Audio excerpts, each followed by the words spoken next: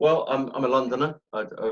Grew up in London, and when I was in my sort of early teens, all I was interested in was sport. I started playing cricket at the age of 6, and that's all I wanted to be, was a professional sportsman, cricketer. And I was, I'd say I was partly academic, but not mainly. And osteopathy didn't feature in I didn't know what osteopathy was, never heard of it at that point. My parents were both medical, so I had an interest in the human body and anatomy and biomechanics just through the sport. And then I got interested in psychology. So I did a degree in psychology, and it was a joint degree with psychology and philosophy, which was a nice combination at University of Nottingham. And that got me interested in clinical psychology. And I found myself spending a lot of time in the medical school, in the medical library, and then I considered medicine. And then I started looking a bit further afield, and a friend of mine was studying at the ESO and was studying osteopathy. So I thought I'd have a look at that. And so it was a very roundabout route, really. I had done some sort of cricket coaching and professional cricket coaching, but yeah, I got into it in a roundabout way.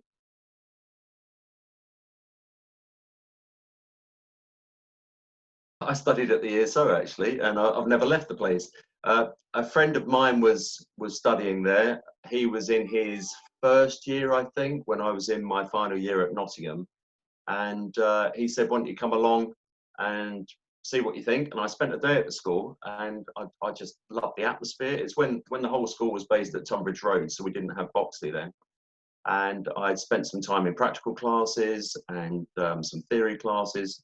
I just loved the learning environment. Everyone was friendly, and I thought, wow, this is kind of everything all wrapped up in one, really, because I was interested in psychology of people, how people think, how people behave, what they think about their pain, what people think about their health, and also the actual sort of physical side of it as well, what you can actually learn yourself to techniques. And so the whole thing seemed to sort of fit for me as a brilliant way forward rather than medicine. So that's why I chose osteopathy, and I chose the ESO. I did look at other schools, and some very good schools around, but I just felt that the environment there was more suited to me.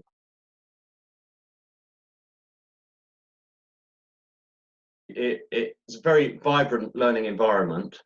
And as I say, everything was at Tunbridge Road. So you had the clinic as a separate building, you had all the classrooms there, everyone was on site, and we just had some fantastic teachers, really inspirational lecturers, people that are big names in osteopathy. I was very fortunate. We had lectures from Tom Dummer, who was the co-founder of the school. We had Robert Lever, Peter Blagrave, Jez Lamb. We had so many people, Sue Turner. They all had teams that were sort of all inspirational teachers, and all very sort of passionate about what they did. And the students there, like-minded students of all different ages. That was the nice thing about it. I was what, in my mid-20s, I think, when I started. So I'd obviously done the university degree before, and I was a professional cricket coach for a while, just save up a bit of money and to do the course. And yeah, I think it was so many things. The breadth of the curriculum. The ESO has always been known for a broad spectrum of approaches, and the staff to teach it. So so many things, really, so many things.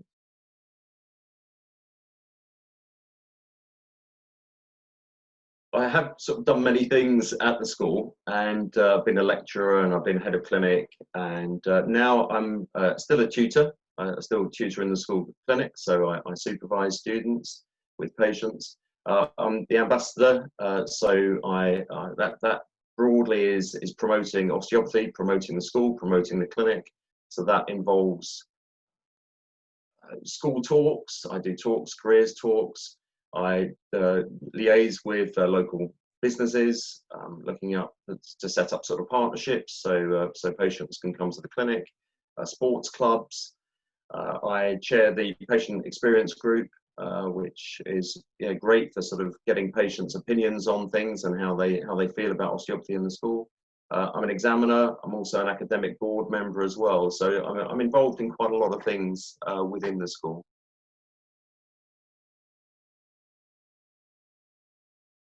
People. I think people make an institution, and what you'll notice about the ESO, that there's people that have been there for many years, which is a good indication of you know, low turnover of staff. You get people that come there, they realise what a wonderful place it is, and then they stay there. So people, as far as tutors, a wonderful amount of experience. It's great for the students, a real broad spectrum of approaches and opinions and personalities within the faculty, but also within the staff.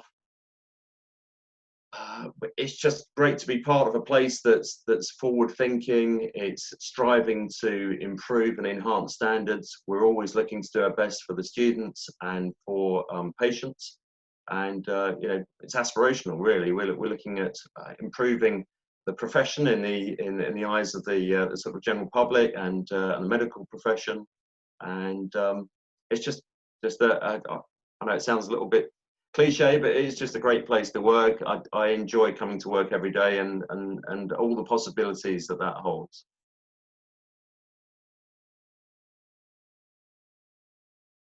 It's difficult to encapsulate in. I'll try and do that in a in a few minutes. Patients, people are wonderful. It's great to get to know people. We have privileged time with patients. It's great to be able to help people and try and help people, and offer a way forward, especially when people are in pain.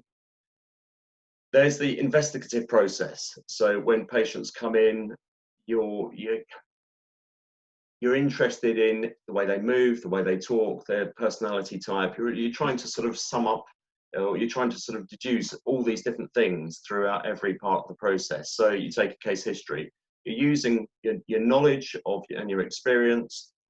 You get better at taking case histories. Your communication gets better at wheedling out information from people, how people present the information, how they discuss their pain, their perceptions of their pain. So there's the diagnosis part of it. So that's like an investigative process, which is very sort of cognitive, and I like that side of it. Then there's the deducing from the examinations. There's the physical part of it. So you're using your knowledge of examination techniques, your knowledge of the anatomy, the physiology of the body, to how does this form. So the person stands in front of you, and you're thinking, well, everything about them is wrapped up. It's all here for you to find and explore. Use your knowledge, use your experience to try and work out what the root of the problem is. Why are they having the pain in the shoulder? Might not be anything to do with the shoulder. It may be sort of lower down. So your knowledge of anatomy, biomechanics, anatomy, physiology, all of that, orthopedics, and then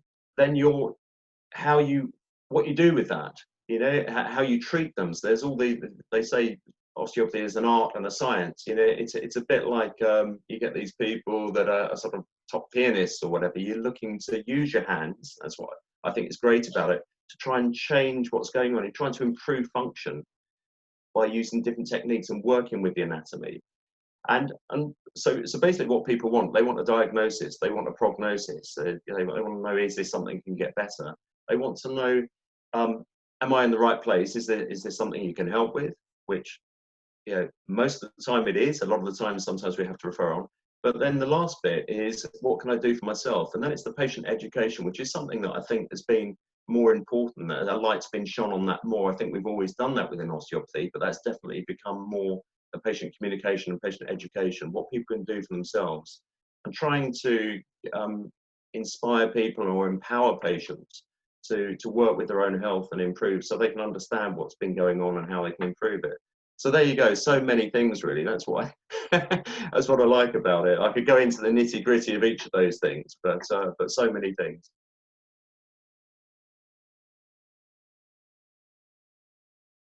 Well, have an open mind, be willing to receive information, listen to people's opinion, respect people's opinion, but also challenge things that you're learning.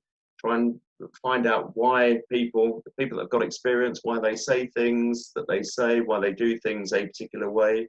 Learn from your colleagues. Your cohort that you'll be learning, there'll be people from all sorts of backgrounds and cultures and age groups. You can learn an awful lot from them. Just have an open mind, because I think sometimes people come in thinking, I want to go in that direction. They may be specifically interested in sport. Well, I was a professional cricket coach, and everyone thought he was going to be, you know, he's going to be like your sort of sports physio on the side of the pitch. I didn't. I deliberately kept my practice broad. So don't make judgments too quickly, you know, because you will change as you go through the course.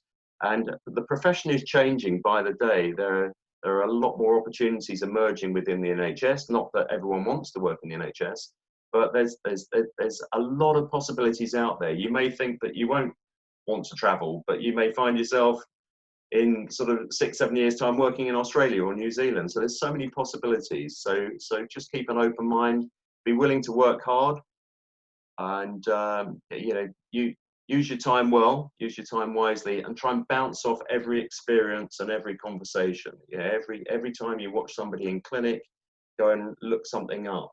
Use every experience wisely.